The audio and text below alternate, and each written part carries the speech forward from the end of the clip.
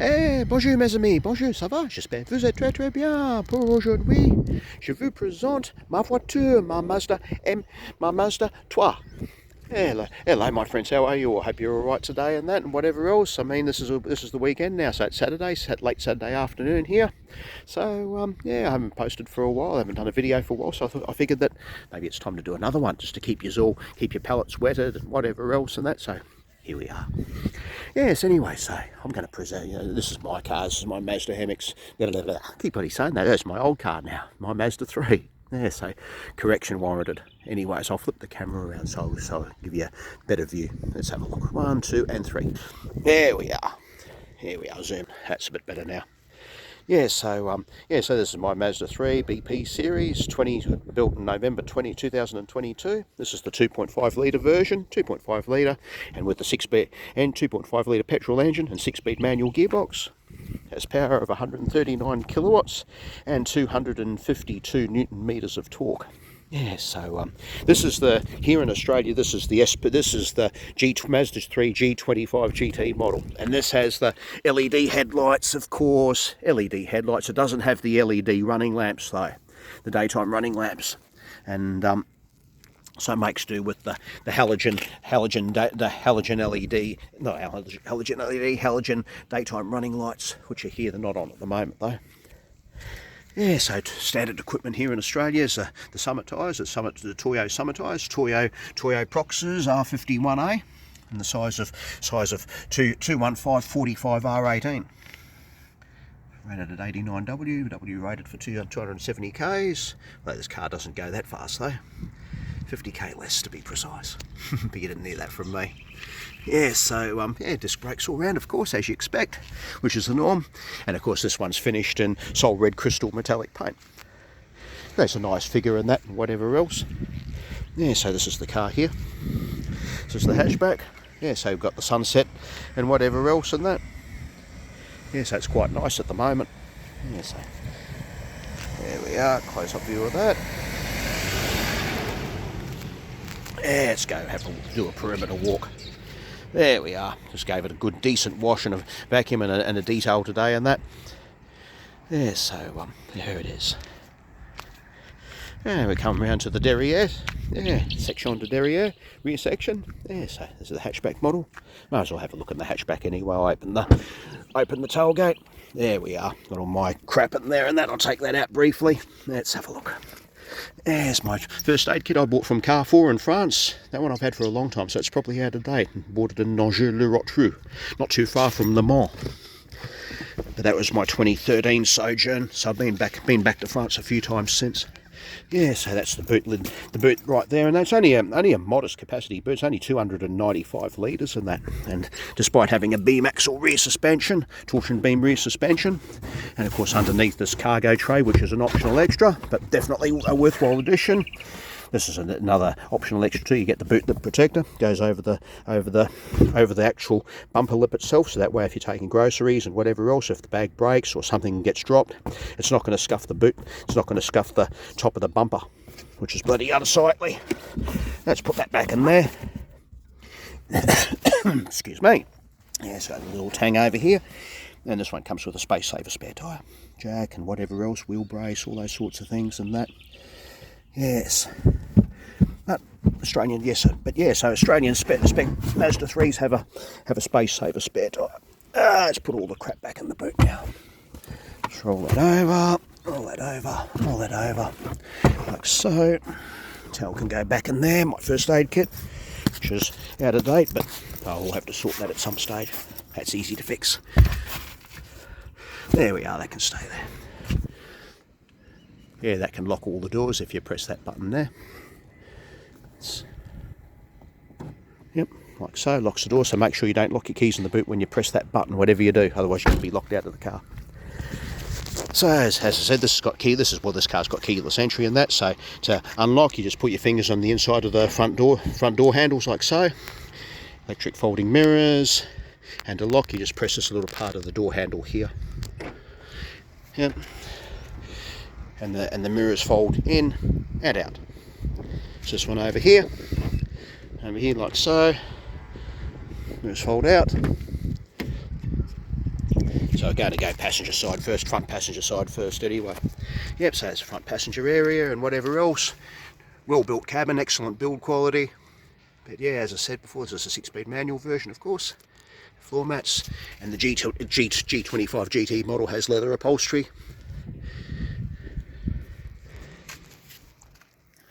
Yes, definitely very well built cabin.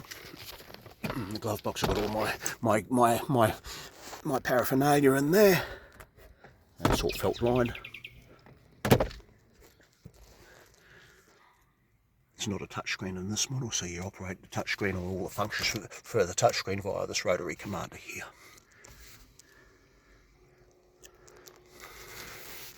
Center console lid, and this one works where you just squeeze the lever like so.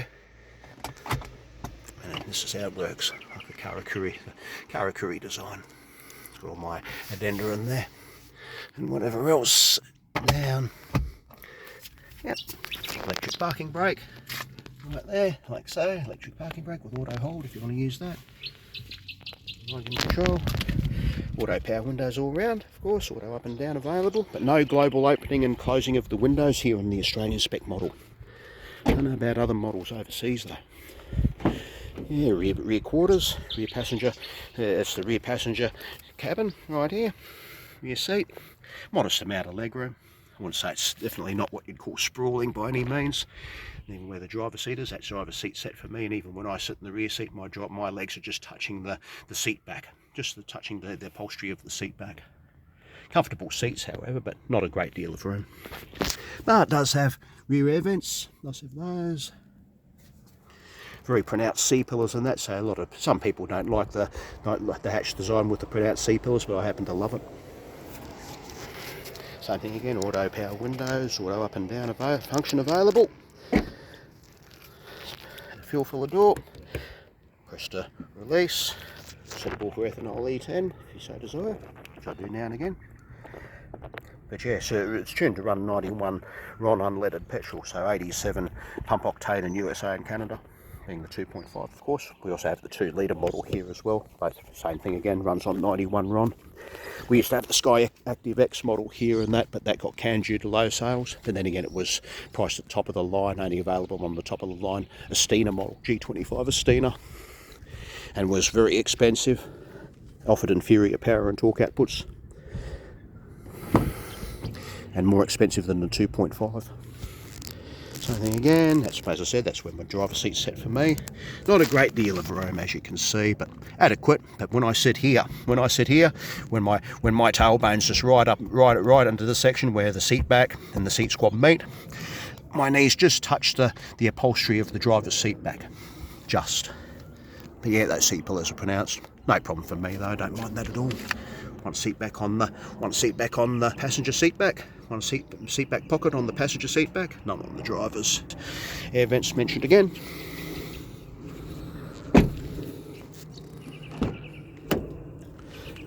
Back to the driver's seat. Let's have a look. Take my shoes off.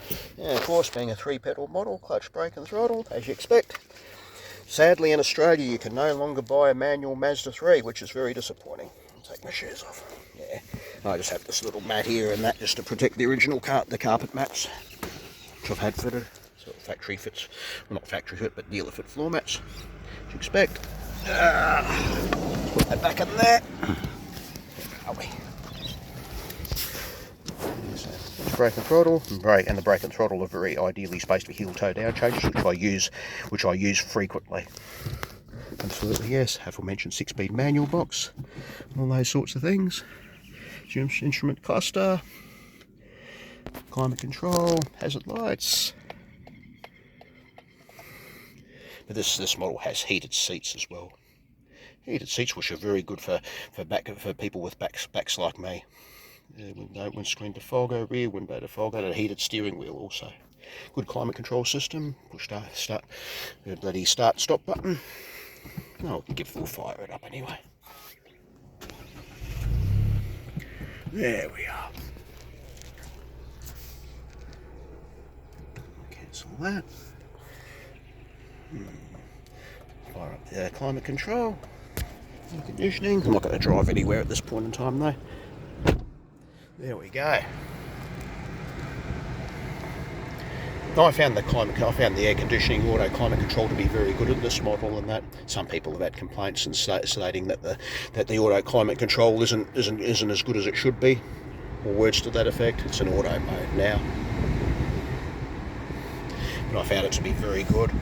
I think it might be something to do with the programming, whereas in the Asia Pacific region here, and that the ideal range should be at a low of 18.5 degrees Celsius, 18 to a high of 31.5 degrees Celsius, 30, that's 32 high now. The heater works as well, and it changes the strata control, the level control there. It's down on the feet, at feet level, now it's back to face.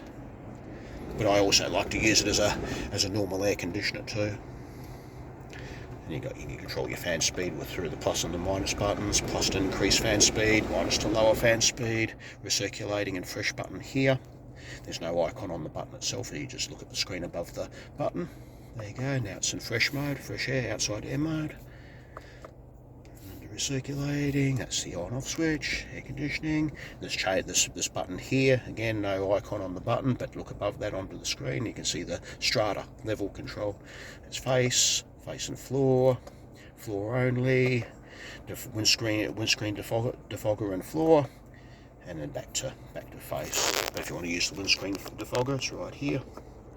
And there you go, it automatically defects to outside air. Press it again to cancel. There we go. Beautiful. Rear window defogger, heated seats. For the driver, heated seat, front passenger heated seats. Steering wheel's heated steering wheel. Yep, so you've got the usual bundle of features. You've got eye stop off if you want to turn the idle stop off.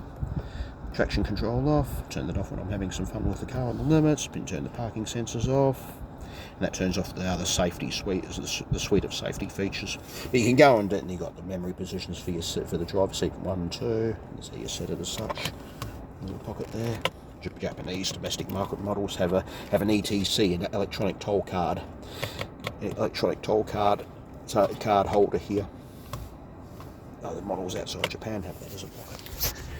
Usual gamut, rev counter, and speedo, and the fuel, and the temperature and fuel gauge. You've got your fuel economy gauge and distance to empty.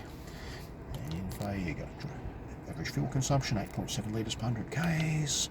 Digital speedo as well.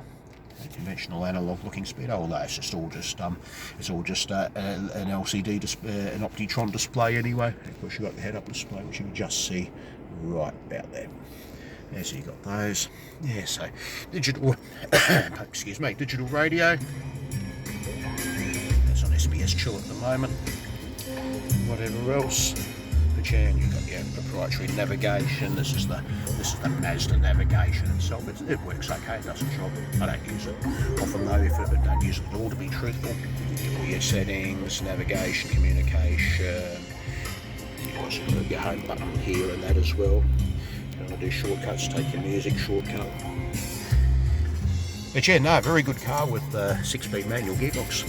The auto dimming rear view mirror, sunglass holders up here, all that jazz. And of course you've got your grab handles all round, they work beautifully damned. And there's your sun visors with your LED lighters, and just like the vanity mirror cover back. Same on the driver's side too. Get to look at my ugly face. There it is. Oh, a sight for sore eyes. Yes. Anyways, yeah, so you got your gamut of safety features, passenger airbag, and if you have other passengers, someone's sitting in the passenger seat like this, it should come up, does it? There it goes. Take my hand off it now, take my hand off the seat squab, it should cancel out. It has. Yes. Well, let's go around to yep, so auto power windows all round, auto folded mirrors like so, touch this button. Press that button, same button again. But of course, if you want to select reverse and you want your select reverse gear in that, you want to select reverse, and you tap one of the mirror switches, the mirror buttons. So you tap the left button for the left mirror. Watch what happens. Tap the left button, and the mirror automatically dips down. Same if you tap the right. Same, tap the right, and that's how it automatically mover automatically goes down, adjusts right down. So if you want to see curbs or other objects, etc., there you go. Press it again. Or you can even auto cancel that function. You can just take it out. You can just take it out of gear and into neutral, or select one of the forward gears, and then that function resumes back to normal. Electric parking brake. Press to release. Now it's released. And that's to apply. But yeah.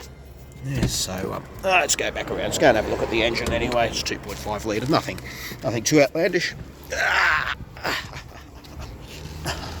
Okie dokies. Let's have a look.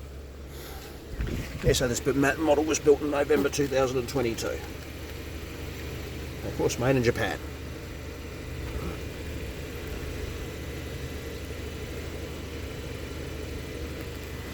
Tyre pressures.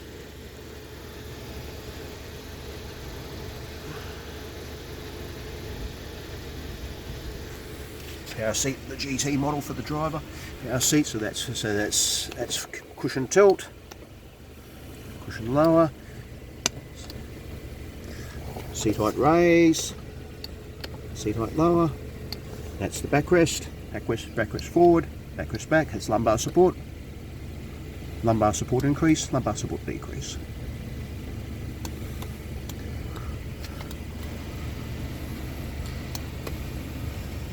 And of course, if you want to cancel all that, go back to your normal position, you just set the memory position on the seat for your position. There you go. It's adjusted. The beep signifies that it's all done what it's needed to do. But it doesn't work on the lumbar support. The lumbar support you need to adjust yourself, irrespective of memory position.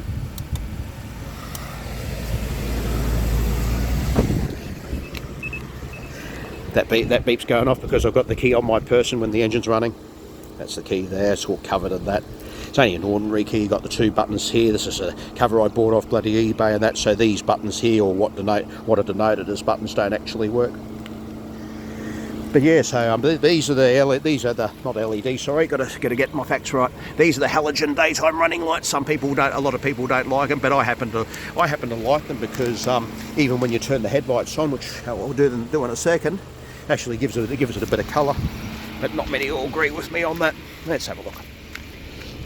Need bugs. Get lost. Okay.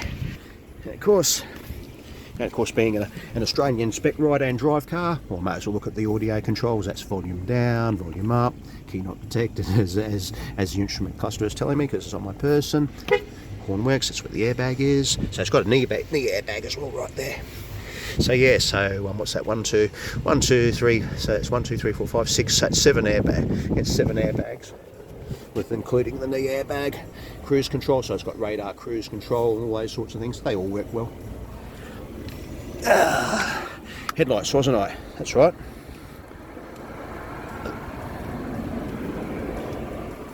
High beam.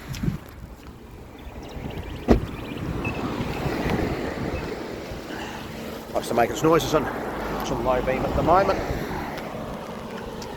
But yeah, you can see the headlights as I say now with the LED headlights, and you got the contrast with the halogen daytime running lights. Same thing again. Headlight, which is LED, daytime running light, which is halogen. But I like it. Let's have a look. Might pull that. Okay, yep. So I've opened the bonnet and that. So yeah, so. Just had to put the prop rod there, put the prop rod in place and whatever else. But yeah, this is the 2.5 litre petrol engine, gasoline engine.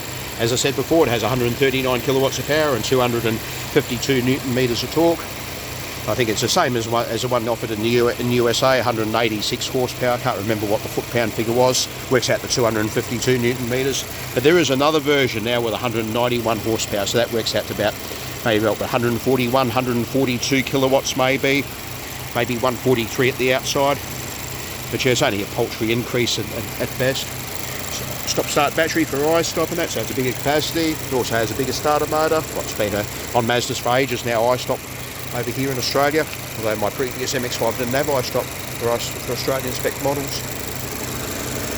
Everything's all easy to reach, everything's all laid out sensibly. Whatever else, air conditioning hoses, that's where the expansion tank is here. Yes, and like a lot of Mazdas and that requires Mazda FL22 coolant. Quite common. Also. And the air conditioning gas required here in Australia is R1234LYF. Pag oil, it tells you what pag oil is required for the compressor.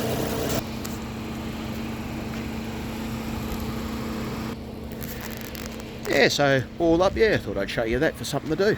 Yeah, so show you my car in a bit more detail on that. So yeah. Oh, anyways, I hope you're all well out there and whatever else and that. So whatever you're doing this weekend. So I won't be doing too much. It's going to be pretty idle. Anyway, just a bit of R&R. Rest and relaxation. Anyways, hope you all have a good weekend, whatever you decide to do. So, per maintenant, au revoir, and bonne soirée.